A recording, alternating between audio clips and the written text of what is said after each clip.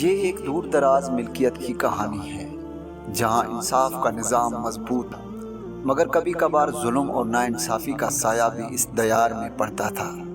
اس ملکیت کا بادشاہ ایک خود پسند شخص تھا جو اپنی طاقت اور حکمت پر بے حد ناز کرتا تھا، لیکن اس کے وزیروں میں ایک عقل مند اور منصفانہ شخص بھی شامل تھا جس کا نام زید تھا۔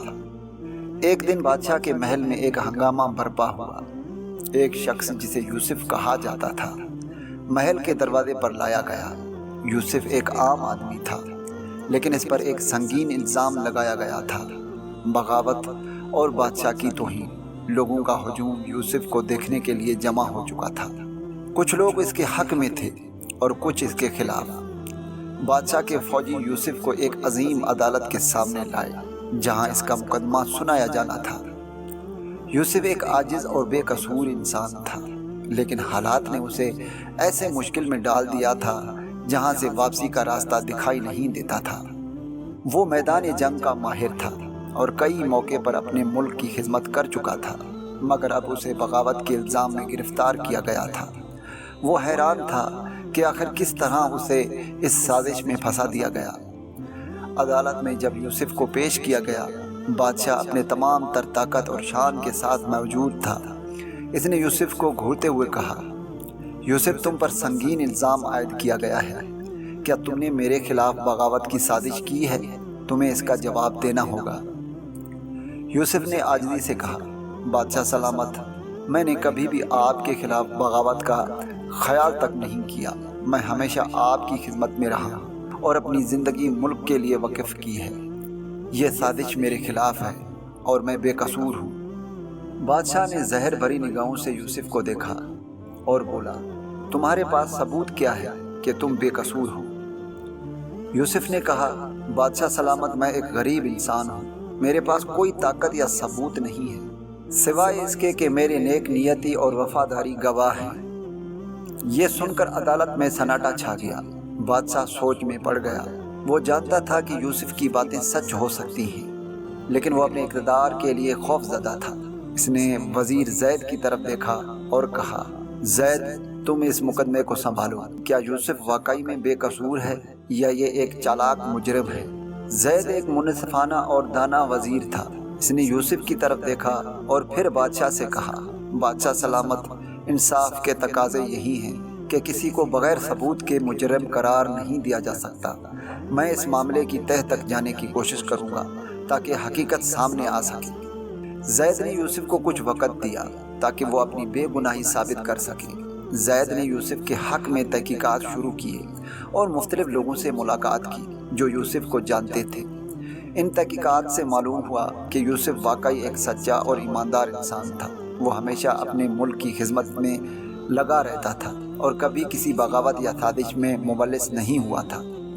لیکن بادشاہ کے دربار میں کچھ ایسے افراد بھی تھے جو یوسف کے خلاف تھے اور چاہتے تھے کہ وہ سزا پائے۔ ان میں سے ایک وزیر نے بادشاہ کے کانوں میں زہر گھولا، بادشاہ سلامت، یوسف بہت ہوشیار ہے۔ وہ اپنے جرم کو چھپا رہا ہے۔ اگر ہم نے اسے چھوڑ دیا تو یہ ملک کے لیے خطرہ بن سکتا ہے۔ بادشاہ کو شک ہونے لگا اور اس نے یوسف کو سزائے موت کا فیصلہ سنا دیا۔ یوسف کو صلیب پر چڑھانے کی تیاری شروع کی گئی۔ لوگ حیران اور پریشان تھے کہ ایک بے قصور انسان کو اس قدر سخت سزا کیوں دی جا رہی ہے۔ جب یوسف کو سزائے موت کا حکم سنایا گیا تو وہ صبر و تحمل کے ساتھ اپنے مقدر کا انتظار کر رہا تھا۔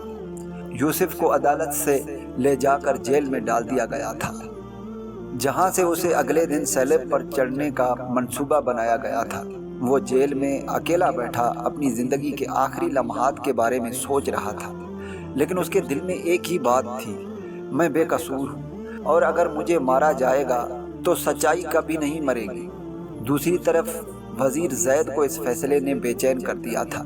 وہ جانتا تھا کہ اگر یوسف کو سزائے موت دی گئی تو یہ نہ صرف ایک بے قصور انسان کے ساتھ ظلم ہوگا بلکہ اس سے مملکت کی عدلیہ اور بادشاہ کے انصاف پر بھی سوال اٹھائیں گے۔ اس لیے زید نے اپنے طور پر تحقیقات جاری رکھی۔ زید نے تحقیقات کے دوران چند اہم گواہوں سے ملاقات کی جن میں یوسف کے پرانے ساتھی اور وہ لوگ شامل تھے جنہوں نے اس کے ساتھ جنگوں میں حصہ لیا تھا۔ उन लोगों ने गवाही दी कि यूसुफ हमेशा अपनी दयानतदारी और वफादारी के लिए मशहूर था। कुछ और शवाहिद भी ज़ैद के हाथ लगे जो साबित करते थे कि यूसुफ किसी बगावत या साजिश में मुवल्लिस नहीं था। ज़ैद को ये भी मालूम हुआ कि यूसुफ पर जो इल्ज़ाम लगाया गया था वो दरअसल महल के एक साजिशी वज़ीर की चाल थी जो यूसुफ को हटाकर अपनी ताकत बढ़ाना चाहता था। ज़ैद ने जब इन तमाम शवाहिद को इकट्ठा किया तो वो फौरन बादशाह के पास गया और सारी हकीकत बयान की। इसने बादशाह के सामने तमाम गवाहों की गवाही पेश की और कहा, बादशाह सलामत, ये शवाहिद साबित करते हैं कि यूसुफ बेकसूर है और इस पर जो इल्ज़ाम लगाया गया है वो सरासर झूठ और एक साजिश का नतीजा है।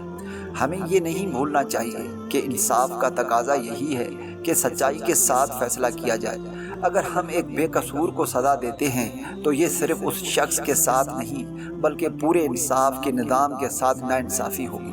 बादशाह ज़ैद की बातों को गौर से सुनता रहा और इसके चेहरे पर फिक्रमंदी के आसार नुमाया हो गए। वो अपने इक़्तिदार के लिए परेशान था लेकिन इसके अंदर इंसाफ का जज्बा भी बेदार हो रहा था। इसने ज़ैद की पेश की हुई गवाहियों को बगौर देखा और फिर एक गहरी सांस लेते हुए कहा, ज़ैद, तुम हमेशा से मेरे मैशर रहे हो और तुम्हारी वफादारी पर मुझे कभी शक नहीं रहा। मैं तुम्हारी पेश की गई गवाहियों पर एतमाद करता हूँ। यूसुफ के बारे में मेरा फैसला जल्दबाजी में लिया गया था और मैं अपनी गलती का एतराफ़ करता हूँ। ये सुनकर ज़ैद ने बादशाह का शुक्र अदा किया और कहा, बादशाह सलामत, ये आपकी बसीरत और दानाई है कि आपने इंसाफ को अहमियत दी। यूसुफ की रिहाई आपके अदल व इंसाफ के निज़ाम को मज़ीद मजबूत करेगी और अवाम को ये पैगाम देगी कि बादशाह के दरबार में इंसाफ सबसे बढ़कर है। बादशाह ने फ़ौरन यूसुफ की रिहाई का हुक्म जारी कर दिया। वही सिपाही जो इसे सज़ाए मौत के लिए ले जाने वाले थे अब इसके लिए रिहाई का हुक्मनामा लेकर आए। जेल के दरवाजे खोले गए और यूसुफ को बताया गया कि वो आज़ाद है। यूसुफ को जब ये खबर मिली तो इसकी आंखों में आंसू आ गए। वो खुदा का शुक्र अदा करने लगा और कहा, मैं जानता था कि सच्चाई कभी नहीं मरती और खुदा हमेशा बेकसूरों का साथ देता है। अदालत में यूसुफ की रिहाई का ऐलान होते ही लोगों ने खुशी का इजहार किया। सब जानते थे कि यूसुफ बेकसूर था लेकिन अब अदालत ने भी उसे बेगुनाह करार दे दिया था। बादशाह ने भी अदालत के सामने अपनी गलती का एतराफ़ किया और कहा, आइंदा वो किसी भी फैसले में जल्दबाजी से काम नहीं लेंगे। यूसुफ की रिहाई के बाद अब इसकी ज़िंदगी में एक नया मोड़ आ गया। लोग उसे इज्जत और एहतराम से देखने लगे और बादशाह ने भी उसे दोबारा अपने दरबार में बुलाया। बादशाह ने यूसुफ से माजरत की और कहा, यूसुफ, मैंने तुम्हें गलत समझा और मैं तुमसे माफ़ी का तलबगार हूँ। मैं चाहता हूँ कि तुम मेरे दरबार में एक अहम अहदा संभालो और अपनी वफादारी से मुमलकत की खिदमत जारी रखो। यूसुफ ने बादशाह की पेशकश को आजिज़ी से कबूल किया और कहा, बादशाह सलामत, मैं हमेशा आपका वफादार रहा हूँ और अपनी ज़िंदगी मुल्क व कौम की खिदमत के लिए वक़्फ़ की है।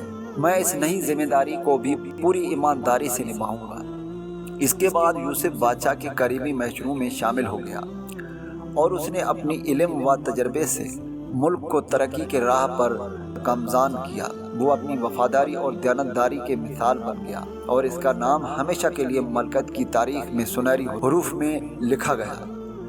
ये कहानी इस बात का दर्स देती है कि सच्चाई और इंसाफ कभी हार नहीं सकते और बेकसूर इंसानों के साथ इंसाफ होना ज़रूरी है। अगर हम दुनिया में इंसाफ को अहमियत दें तो हर शख्स को उसका हक मिलेगा और माशरा तरक्की की राह पर गमज़न होगा।